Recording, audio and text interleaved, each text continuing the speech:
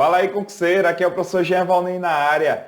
Galera, vamos agora responder as questões referentes à aula 1, né? Referentes à aula 1, que foram o quê? Os princípios penais. Vamos lá. Então, nós temos aí o direito penal, princípios penais, aula 1, ou seja, é o complemento dois blocos anteriores que eu passei para vocês.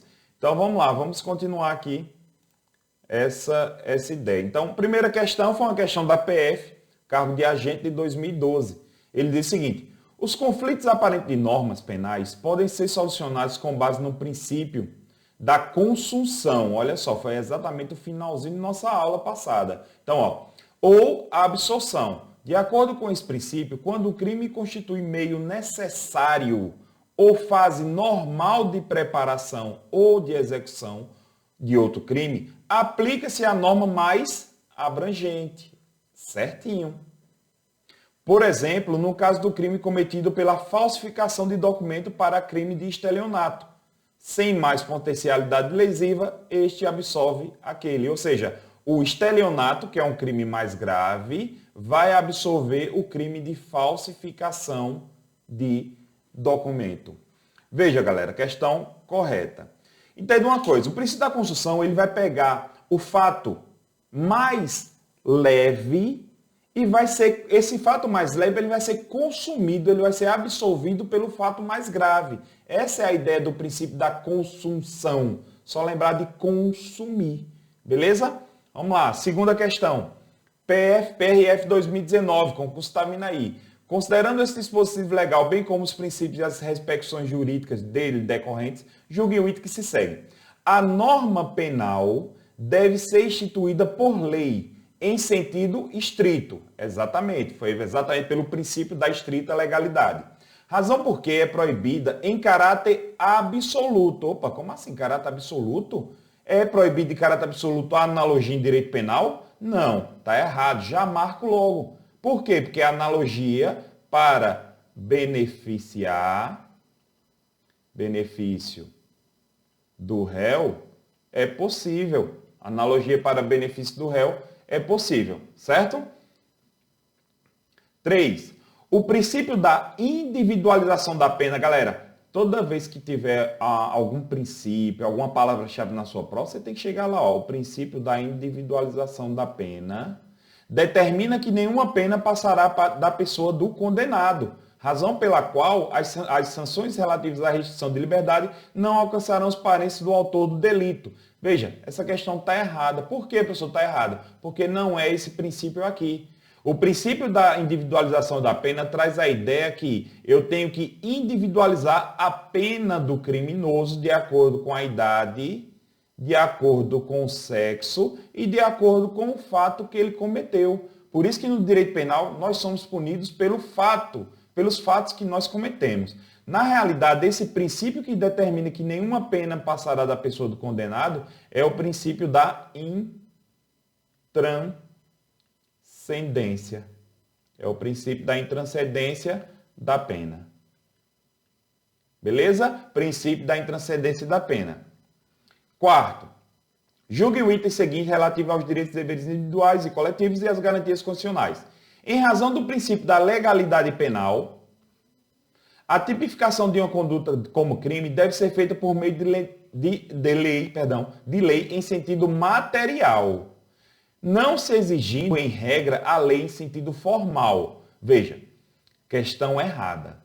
Por que ela está errada, professor? Veja, lei no sentido material, ok. O que é uma lei no sentido material? É a conduta.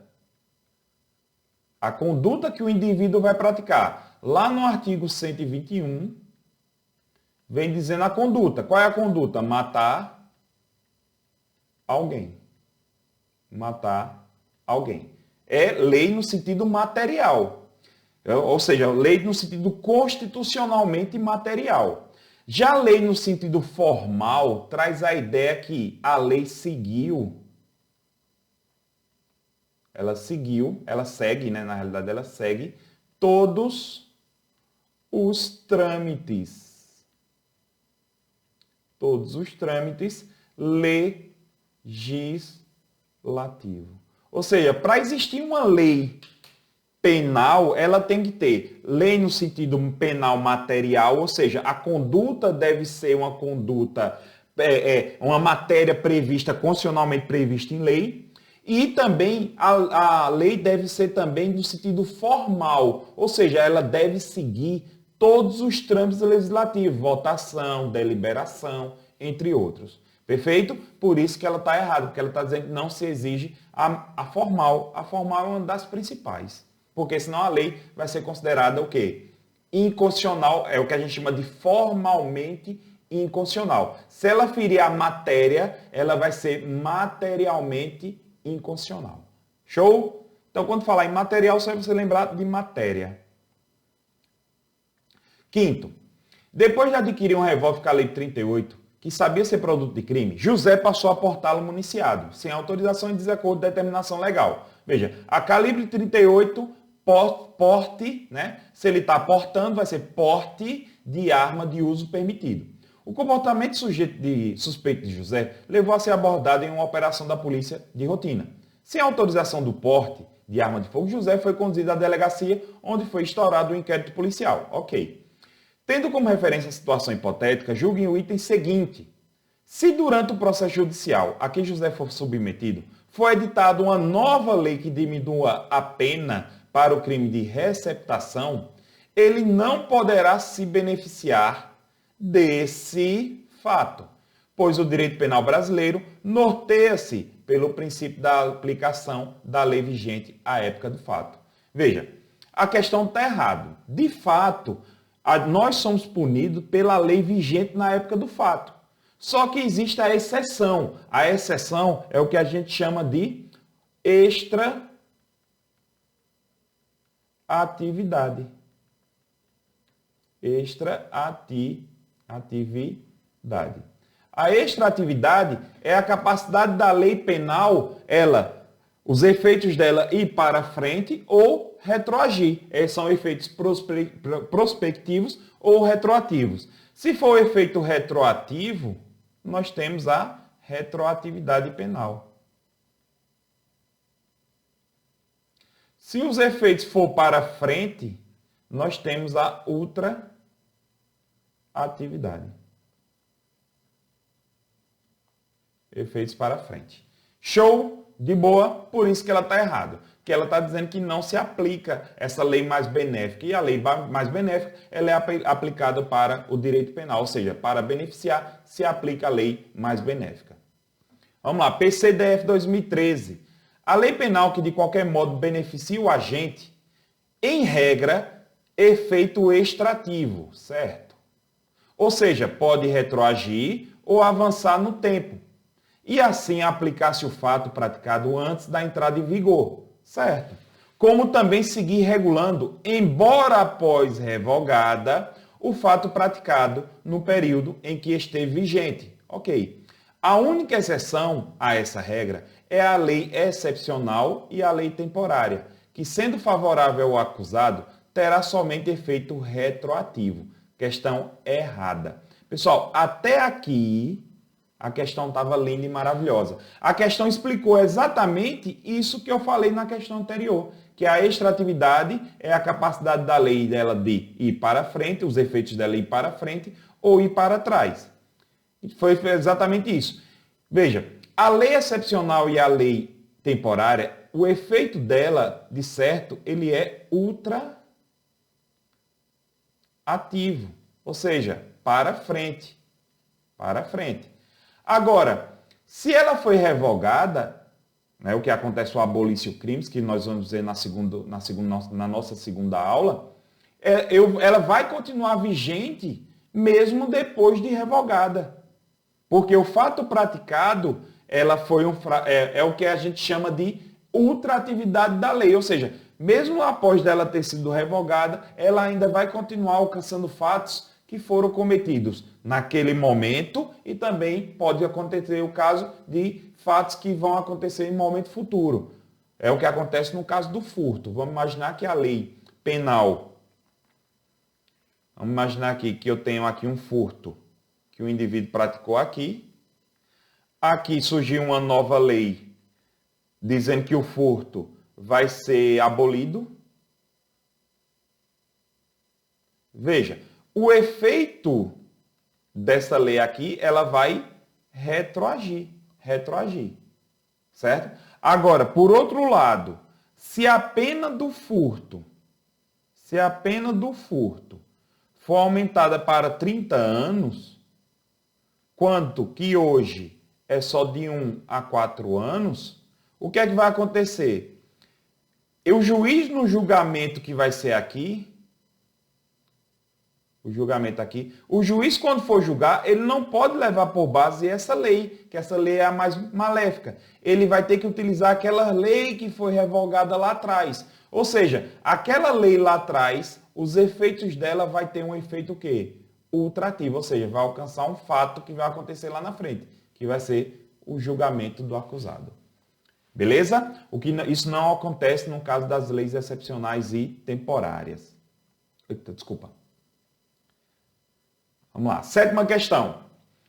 O princípio da ultratividade, certo? Que é a capacidade da lei ir para frente, os efeitos da lei para frente, refere-se à aplicação da lei mais benéfica para os fatos ocorridos antes e depois de sua vigência. Né? Não é a ultratividade, galera, é a extraatividade.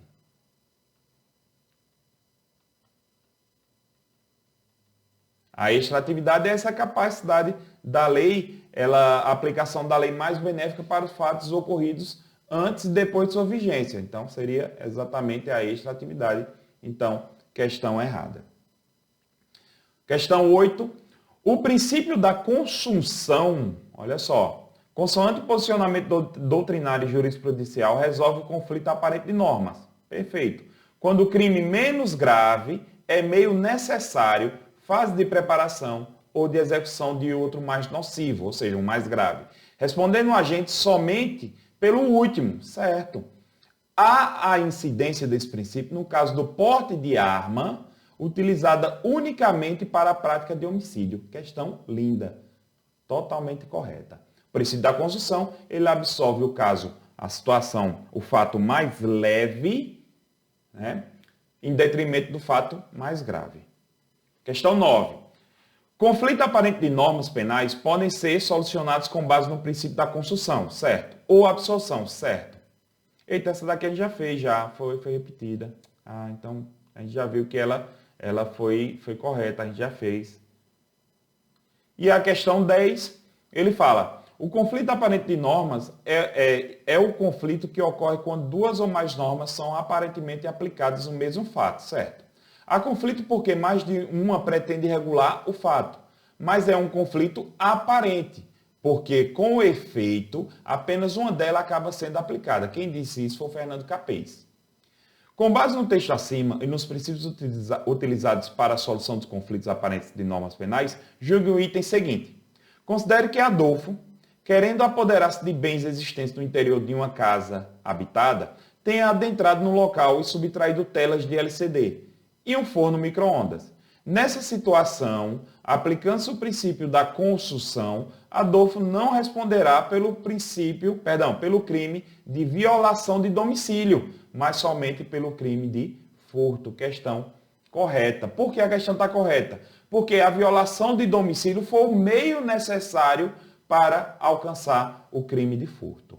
Beleza, galera? Então, assim, eu espero que vocês tenham gostado. Só foram 10 questões só para vocês analisarem. Próxima aula, vamos entrar nos artigos 1º até o artigo 12 do nosso Código Penal. Então, galera, valeu. E qualquer dúvida, pessoal, só é chamar que eu estarei à disposição. Um abraço e até mais. Fui!